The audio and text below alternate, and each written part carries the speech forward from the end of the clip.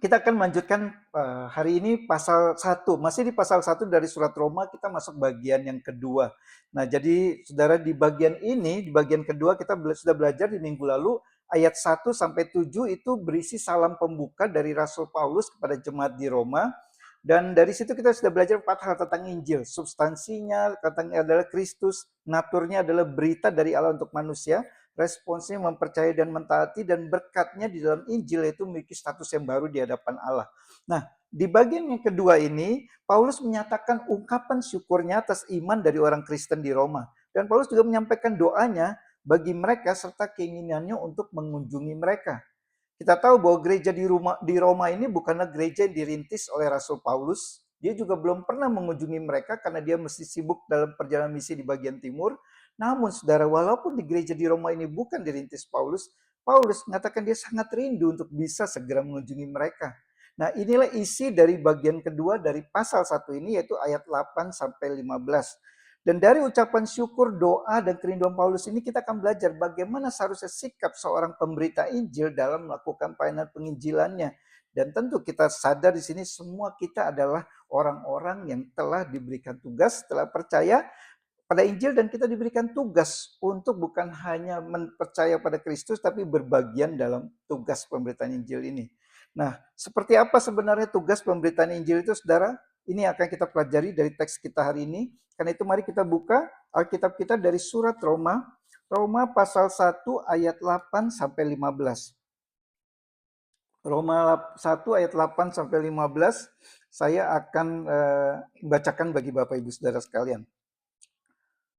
Pertama-tama aku mengucap syukur kepada Allahku oleh Yesus Kristus atas kamu sekalian, sebab telah tersiar kabar tentang imanmu di seluruh dunia. Karena Allah yang kulayani dengan segenap hatiku dalam pemberitaan Injil anaknya adalah saksiku bahwa dalam doaku aku selalu mengingat kamu. Aku berdoa semoga dengan kehendak Allah aku akhirnya beroleh kesempatan untuk mengunjungi kamu. Sebab aku ingin melihat kamu untuk memberikan karunia rohani kepadamu guna menguatkan kamu, yaitu supaya aku ada di antara kamu dan turut terhibur oleh iman kita bersama, baik oleh imanmu maupun oleh imanku. Saudara-saudara, aku mau supaya kamu mengetahui bahwa aku telah sering berniat untuk datang kepadamu, tetapi hingga kini aku selalu terhalang, agar di tengah-tengahmu aku menemukan buah seperti juga di tengah-tengah bangsa bukan Yahudi yang lain. Aku berhutang baik kepada orang Yunani maupun kepada orang bukan Yunani, baik kepada orang terpelajar maupun kepada orang tidak terpelajar. Itulah sebabnya aku ingin untuk memberitakan Injil kepada kamu juga yang diam di Roma. Demikianlah firman Tuhan. Mari kita sekali lagi tundukkan kepala berdoa. Bapa di dalam surga, kami bersyukur kalau hari ini kami boleh sama-sama belajar kebenaran firman-Mu, karena kami adalah orang-orang berdosa yang selalu sering salah, selalu sering lupa akan apa yang menjadi kebenaran dalam firman Tuhan, seperti apa hidup sesuai kebenaran firman-Mu. Karena itu kami percaya kalau hari ini kami boleh sama-sama belajar mendengarnya, ini adalah satu bagian dari rencana Tuhan untuk boleh berbicara kepada setiap kami, baik hamba-Mu yang menyampaikan maupun jemaat yang mendengarnya. Dalam nama Tuhan Yesus kami berdoa, serahkan seluruh pemberitaan firman Tuhan ini ke dalam pimpinan Roh Kudus. Amin. Saudara, jadi ada 3 poin khotbah hari ini seperti biasanya. Orang yang menginjili adalah orang yang pertama membawa kemuliaan bagi Allah, dan yang kedua terlibat dalam hidup rohani orang yang diinjili itu, dan yang ketiga adalah orang yang dibutuhkan sekaligus membutuhkan orang yang diinjili itu. Mari kita masuk ke poin yang pertama. Orang yang menginjili adalah orang yang membawa kemuliaan bagi Allah. Nah, saudara, ada 2 prinsip penting dalam penginjilan. Pertama, tugas kita hanyalah untuk beritakan Injil, menceritakan tentang siapa Yesus. Bukan tugas kita untuk membuat orang yang kita injili itu menjadi percaya. Bahkan kita tidak mungkin dapat membuat orang tersebut menjadi percaya pada pemberitaan Injil yang kita sampaikan. Hanya Roh Kudus yang dapat melakukannya.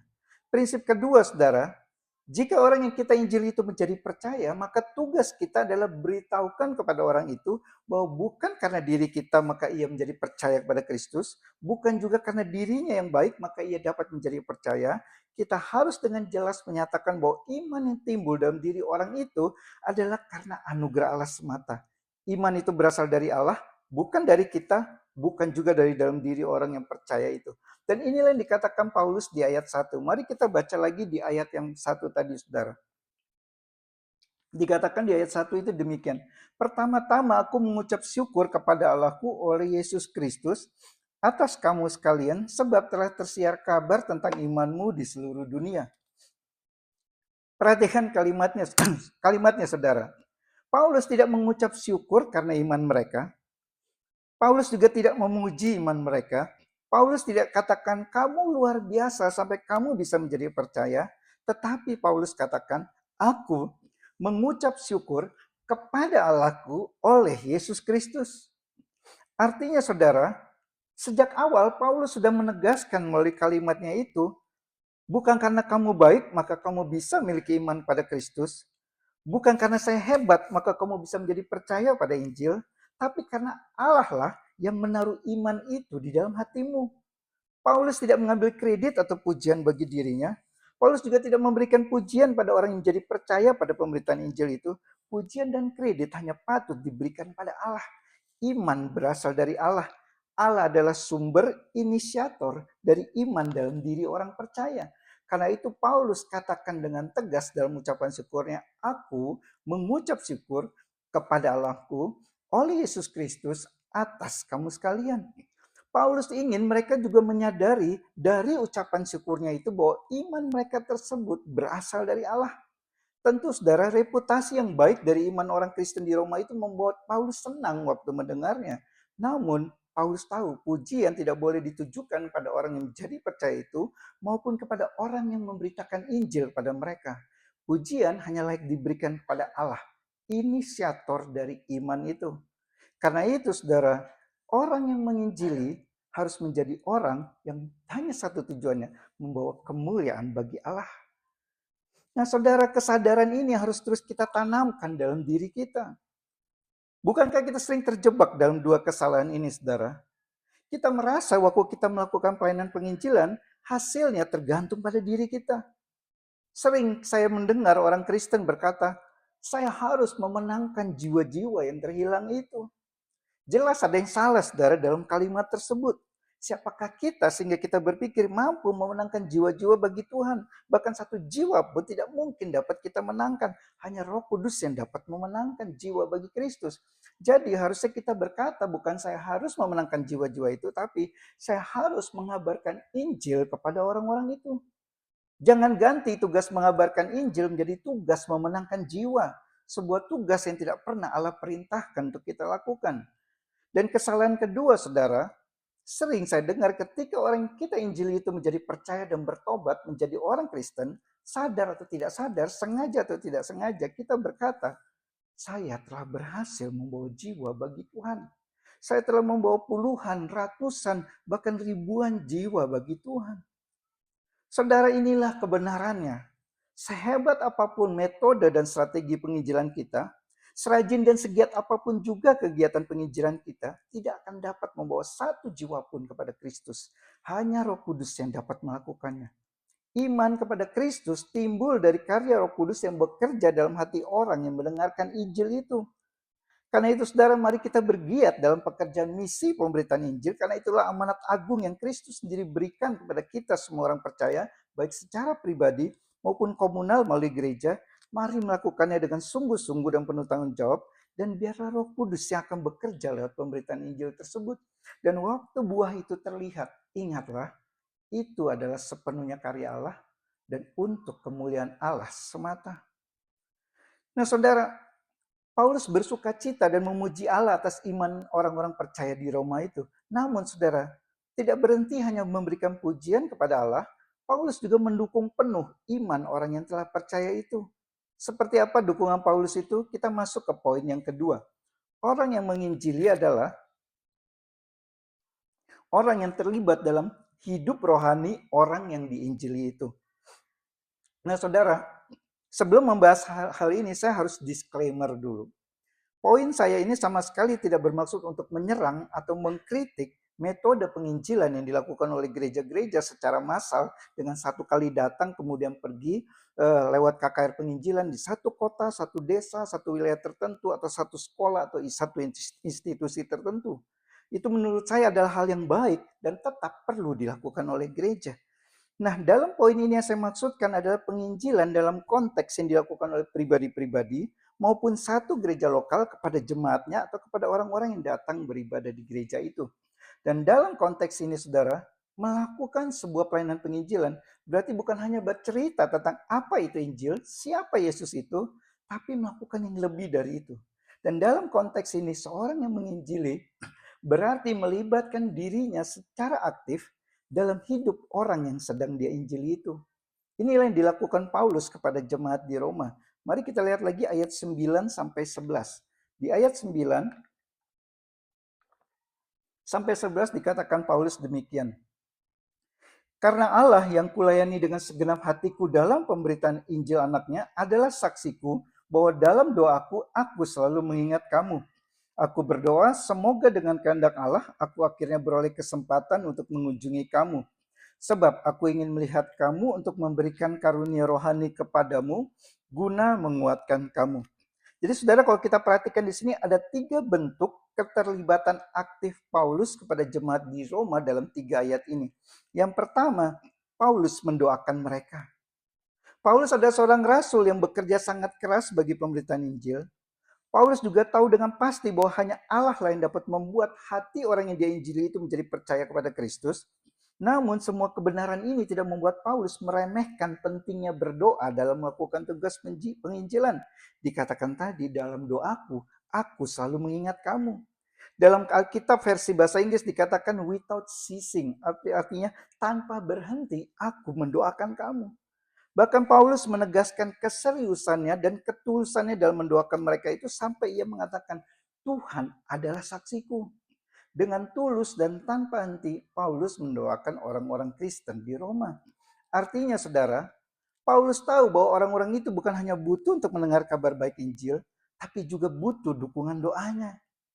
Lalu yang kedua, saudara, Paulus membangun relasi dengan mereka. Dikatakan tadi, semoga dengan kehendak Allah, aku akhirnya beroleh kesempatan untuk mengunjungi kamu. Paulus tidak mengenal mereka secara pribadi saat itu. Paulus juga bukan orang yang mendirikan gereja di sana, tapi Paulus tetap ingin mengunjungi mereka. Mengunjungi berarti membangun satu relasi atau hubungan yang personal, bertemu langsung untuk dapat lebih saling mengenal. Artinya Paulus ingin membangun satu relasi dengan mereka. Di sini saudara, Paulus bukan melihat orang itu sebagai sebuah objek atau sebuah target. Paulus melihat mereka sebagai manusia yang makhluk sosial, butuh relasi dengan sesamanya, dan seorang penginjil atau pelayan Injil adalah seorang yang membangun relasi pribadi dengan orang yang sedang ia layani atau ia injili itu. Dan yang ketiga, Paulus menguatkan mereka. Di ayat 11 dikatakan, untuk memberikan karunia rohani kepadamu, guna menguatkan kamu. Paulus tidak memberikan keterangan yang jelas karunia rohani yang seperti apa yang ia maksudkan di sini. Apakah karunia rohani yang sifatnya supranatural atau yang natural? Kita tidak tahu dengan pasti dan ada banyak perdebatan terkait hal ini di antara para penafsir Alkitab. Nah, terlepas dari berbagai pandangan yang berbeda tentang karunia rohani apa yang Paulus maksudkan di sini, satu hal yang pasti dimaksud oleh Paulus. Paulus ingin dirinya menjadi alat dari Roh Kudus untuk menyampaikan atau membawa peneguhan bagi orang Kristen di Roma sehingga iman percaya mereka tetap kuat di tengah-tengah tantangan dan ancaman di sana.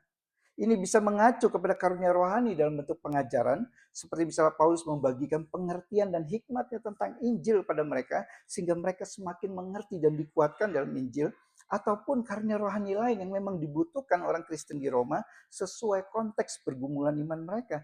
Intinya, Paulus tahu pergumulan iman mereka, Paulus tahu mereka butuh didukung dan dikuatkan, dan Paulus ingin ada di sana untuk mendukung dan menguatkan mereka. Seorang yang membagikan kabar baik Injil adalah seorang yang juga mendukung dan menguatkan hidup iman Kristen dari orang-orang yang diinjili itu. Paulus sungguh-sungguh mendoakan mereka, ia bangun relasi dengan mereka, ia mendukung dan menguatkan iman mereka. Paulus terlibat secara aktif dalam perjalanan kehidupan iman dari orang Kristen di Roma yang telah percaya pada kabar baik Injil itu. Nah saudara, dari apa yang dilakukan Paulus ini jelas dapat kita tarik satu prinsip dalam penginjilan. Tugas pelayanan pemberitaan Injil yang benar bukanlah satu tugas yang ringan dan mudah untuk dilakukan. Dibutuhkan penyangkalan diri. Kita yang sudah terbiasa hidup hanya memikirkan urusan kita sendiri saja, sekarang harus ikut memikirkan perjalanan iman dari orang-orang yang kita layani itu. Dan dibutuhkan komitmen tinggi, saudara. Kita tidak bisa hanya melakukannya di waktu luang kita saja, tapi harus siap sedia setiap waktu, artinya kita harus siap berkomitmen. Dan dibutuhkan jiwa yang mau melayani kalau bicara menginjili. Kita yang harus aktif bukan pasif, kita yang harus memperhatikan bukan diperhatikan, kita yang memberi bukan menerima, kita yang melayani bukan kita yang dilayani. Intinya saudara, semua ini bicara tentang sebuah pengorbanan. Dan apakah kita siap saudara untuk melakukannya? Siapkah kita menginvestasikan waktu, tenaga, pikiran bagi orang-orang yang kita harus injili itu? Siapkah kita untuk selalu ada bagi mereka waktu mereka membutuhkan penguatan dari kita? Nah saudara, inilah tantangan besar dalam pekerjaan pemberitaan Injil. Khususnya bagi kita yang hidup di kota besar seperti Jakarta ini. Kita sudah terbiasa hidup dengan semangat individualistis dan egoistis. Urus saja hidupmu sendiri, jangan urus hidup saya.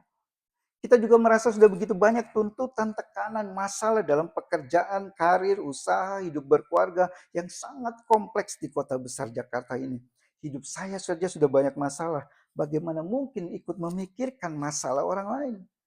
Dan saudara, dari pengamatan saya, kebanyakan dari kita biasanya waktu hidup masih sendirian, masih baru kenal Tuhan, masih single, belum banyak tuntutan hidup ini itu, hidup kita masih relatif simpel, maka hal melakukan penginjilan yang sampai melibatkan hidup pribadi sehari-hari, itu akan dengan semangat 45 kita lakukan. Tidak ada hitung untung ruginya, selalu siap sedia bagi pekerjaan Tuhan. Namun saudara, kebanyakan kita setelah berkeluarga, pekerjaan dan karir makin baik, makin banyak tuntutan hidup, hidup menjadi makin kompleks. Maka semangat 45 yang menginjili itu hanya tinggal kenangan belaka. Kita makin tidak punya waktu untuk orang lain. Untuk diri sendiri saja hampir kita tidak ada waktu. Kita makin merasa urusan hidup kita sendiri itu sudah sangat menyita seluruh waktu kita. Apalagi suruh memikirkan hidup orang lain. Sangat jarang saudara, orang Kristen yang masih tetap memiliki semangat penginjilan yang sama setelah belasan atau puluhan tahun menjadi orang Kristen. Biasanya makin lama makin menurun. Biasanya dalam perjalanan waktu, kita menjadi semakin egois, semakin individualitis, semakin tidak peduli dengan perjalanan iman sesama kita. Karena itu teks hari ini mengingatkan sekaligus menegur kita semua. Di tengah-tengah kehidupan di kota besar seperti Jakarta yang tidak mudah ini, dalam segala kesibukan dan rutinitas pekerjaan kita sehari-hari, dalam perjuangan hidup yang harus kita jalani tiap hari yang tidak mudah ini, ingatlah saudara, ada kabar baik Injil yang harus kita bagikan, ada orang-orang yang harus kita doakan, ada orang-orang yang perlu kita kunjungi, ada orang-orang yang membutuhkan dukungan dan kekuatan dari kita, dan Tuhan ingin memakai hidup kita menjadi kepanjangan tangannya bagi orang-orang itu. Nah saudara, ada satu hal yang cukup menarik dalam teks ini. Jika di poin 1 dan 2 tadi kita melihat sepertinya hanya orang Kristen di Roma itu saja yang membutuhkan Paulus, maka di bagian selanjutnya kita akan melihat bahwa Paulus pun ternyata membutuhkan mereka. Jadi baik Paulus maupun orang Kristen di Roma sama-sama saling membutuhkan satu dengan yang lain. Seperti apa realita ini kita masuk ke poin yang ketiga atau yang terakhir. Orang yang menginjili adalah orang yang dibutuhkan sekaligus membutuhkan orang yang diinjili itu. Kita lihat di ayat 12 saudara. Di ayat 12 dikatakan Paulus kepada mereka, supaya aku ada di antara kamu dan turut terhibur oleh iman kita bersama, baik oleh imanmu maupun oleh imanku. Mari kita perhatikan kalimat ini saudara. Jika sebelumnya Paulus terlihat sepertinya sangat superior, sangat dibutuhkan jemaat, kedatangannya dapat membawa banyak manfaat rohani bagi jemaat, bisa dikatakan posisi Paulus itu di atas jemaat di Roma. Sekarang Paulus memposisikan dirinya setara dengan jemaat di Roma itu. Kalau boleh saya parafrasekan kalimat Paulus di ayat 12 itu menjadi demikian. Seperti imanku memberikan penghiburan bagi kamu, demikian juga imanmu pun memberikan penghiburan bagi aku. Kita saling menghibur satu dengan yang lain. Aku menghibur kamu, kamu menghibur aku. Jemaat butuh Paulus, Paulus membutuhkan jemaat. Jemaat dan Paulus dua-duanya saling menguatkan, saling berikan semangat, saling membesarkan hati masing-masing mereka dalam menjalani hidup iman Kristen mereka. Jemaat butuh dikuatkan imannya, demikian juga Paulus. Jemaat butuh diberikan semangat, Paulus pun juga membutuhkannya. Jemaat butuh didorong untuk tetap berbesar hati dan tidak berkecil hati dalam hidup iman dan pelayanannya. Demikian juga Paulus membutuhkan dorongan dari jemaat agar tidak berkecil hati. Nah, saudara, apa yang terlihat di balik perkataan Paulus ini? Sebuah kejujuran dan kerendahan hati yang luar biasa dari Rasul Paulus. Bayangkan saudara, seorang raksasa iman seperti Paulus, rasul yang dipakai Tuhan sangat luar biasa, seorang yang hidupnya sangat dekat dengan Tuhan, seorang pejuang Injil yang sangat giat, seorang yang memiliki begitu banyak karunia rohani dari Tuhan, seorang yang pasti sangat dihormati dan dikagumi oleh jemaat orang Kristen di Roma dan dimanapun. Sekarang Paulus dengan jujur berkata kepada jemaat di Roma, kalau tidak secara langsung, aku pun butuh dikuatkan oleh imanmu seperti kamu membutuhkan aku untuk menguatkan imanmu. Saya coba bayangkan kira-kira apa yang ada dalam pikiran orang Kristen di Roma waktu membaca surat Paulus ini. Seorang yang memiliki karunia rohani yang sangat luar biasa seperti Paulus, yang sebelumnya berkata bahwa ia ingin mengimpartasikan karunia rohaninya itu agar jemaat dapat dikuatkan. Sekarang orang yang sama ini mengatakan, kamu terhibur oleh imanku, aku pun terhibur oleh imanmu. Dengan kata lain, Paulus hendak mengatakan di sini, bagi saya dia seperti hendak mengatakan, aku walaupun seorang rasul Yesus Kristus yang luar biasa, tetap seorang manusia biasa yang bisa menjadi lemah, bisa menjadi kecil hati, bisa bersedih, yang karenanya butuh kamu untuk dapat menguatkan aku, untuk dapat menghibur aku. Paulus, seorang yang tahu dan mengakui bahwa kekuatannya berasal dari Tuhan, tetap menyadari dan mengakui bahwa sebagai orang Kristen, ia pun butuh kekuatan dari para orang kudus lainnya. Dan ia tidak melakukannya dengan sembunyi-sembunyi atau diam-diam. Ia dengan jelas menyatakan bahwa ia butuh mereka, sama seperti mereka butuh dia. Dapat kita lihat di sini saudara dua hal, kerendahan hati dan kejujuran Paulus, serta pentingnya persekutuan antara orang-orang kudus yang telah percaya dan disatukan dalam Injil untuk bersama-sama saling menguatkan dan saling menghibur satu sama lain. Seorang pemberita Injil adalah seorang yang menyadari bukan hanya orang yang diinjili itu yang butuh dirinya, tapi dirinya juga sama-sama membutuh mereka yang telah menjadi percaya pada pemberitaan Injil itu.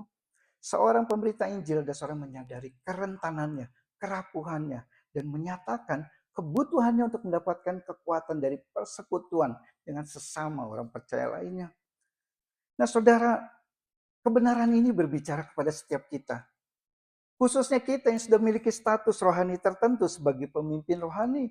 Saya sebagai seorang hamba Tuhan, atau rekan-rekan sebagai aktivis gereja, seorang penatua diaken gereja, seorang misionaris, seorang perintis gereja, seorang yang memiliki gelar dalam bidang teologi dan seterusnya, yang telah berkecimpung aktif dalam pelayanan di gereja atau di institusi lainnya. Jika seorang Rasul Paulus yang begitu luar biasa itu saja menyadari kebutuhannya untuk mendapatkan penguatan dan penghiburan dari jemaat yang dilayaninya, apalagi kita.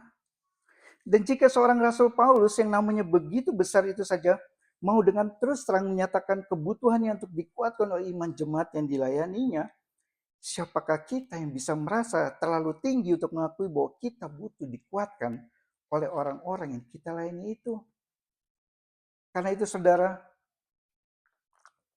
mari kita menjadi satu jemaat yang saling menghibur satu sama lain, saling menyemangati satu sama lain, saling membesarkan hati satu sama lain. Semua kita adalah orang-orang yang lemah, yang rapuh, yang saling membutuhkan. Tidak ada satupun dari kita yang dapat berkata, saya tidak butuh saudara seiman saya yang lain. Tidak ada lone ranger dalam kekristenan, saudara. Nah, saudara, di ayat 14, Paulus katakan satu perkataan yang kita sering dengar. Di ayat 14 Paulus katakan, aku berhutang baik kepada orang Yunani maupun kepada orang bukan Yunani, baik kepada orang terpelajar maupun kepada orang tidak terpelajar. Dalam Alkitab versi bahasa Inggris ditulis, yang aku berhutang itu ditulis I am under obligation, atau aku ada di bawah kewajiban. Nah, John Stott, seorang teolog reform terkenal, dia mengatakan terkait ayat ini, kata yang lebih tepat adalah I am a debtor, atau aku orang yang berhutang, seperti yang ditulis oleh LAI di Alkitab kita ini. Dan lebih lanjut, saudara, John Stott mengatakan demikian. Ada dua cara untuk memiliki hutang. Pertama, dengan meminjam uang. Yang kedua, dengan menjadi orang yang menerima uang dari pihak ketiga untuk diberikan kepada seseorang lain. Nah, dalam konteks berhutang yang kedua inilah menurut John Stott, Paulus menyatakan dirinya berhutang. Paulus tidak pinjam apapun dari orang Kristen di Roma yang membuatnya jadi berhutang kepada mereka. Tetapi Kristus yang telah percayakan berita Injil itu kepada Paulus untuk diberikan atau diteruskan kepada orang Kristen di Roma itu. Paulus telah menerima Injil dari Kristus, dan Injil itu dimaksudkan Kristus untuk diberikan kepada orang Kristen di Roma. Karena itu Paulus katakan, aku berhutang Injil kepada orang-orang Kristen di Roma. Dan sebagai rasul untuk orang non-Yahudi atau orang kafir, Paulus secara khusus berhutang dikatakan tadi kepada dunia kafir atau non-Yahudi itu, yaitu orang Yunani dan orang bukan Yunani. Atau dalam versi bahasa Inggris, Alkitab bahasa Inggris katakan orang-orang barbar. Orang terpelajar maupun tidak terpelajar. Intinya, Paulus tahu dia berhutang Injil kepada semua golongan manusia. Dan hal yang sama, saudara, juga berlaku bagi kita semua orang yang telah mendengar berita Injil dan menjadi percaya kepada Kristus. Bukan hanya Rasul Paulus, tapi kita semua adalah orang-orang yang berhutang Injil kepada dunia ini. Tuhan telah mempercayakan Injil itu kepada kita, bukan hanya untuk kita simpan bagi diri kita saja, tapi juga untuk kita sampaikan kepada orang-orang lain. Dan sekarang, saudara, kita memiliki tugas berhutang untuk meneruskan berita Injil itu kepada dunia ini. Kepada orang-orang yang kita kenal maupun tidak kita kenal, orang berpangkat, orang-orang biasa, berpendidikan atau tidak berpendidikan, orang miskin atau orang kaya, dan seterusnya. Kita berhutang Injil pada semua orang, seperti Paulus. Dan bicara tentang mendengar Injil, saudara, semua orang, Kristen maupun non-Kristen, adalah orang yang harus terus mendengar Injil diberitakan. Kita harus selalu mendengar Injil, baik yang sudah percaya pada Kristus maupun yang belum percaya pada Kristus. Dan kita yang telah percaya itu, saudara, juga harus terus beritakan Injil. Setiap kita berhutang Injil, dan setiap kita dipanggil untuk berbagian dalam pekerjaan pemberitaan Injil, baik yang dilakukan di gereja maupun di lembaga penginjilan lainnya. Dan setiap kita, saudara, pasti memiliki sesuatu yang dapat kita berikan untuk mendukung pekerjaan pemberitaan Injil itu.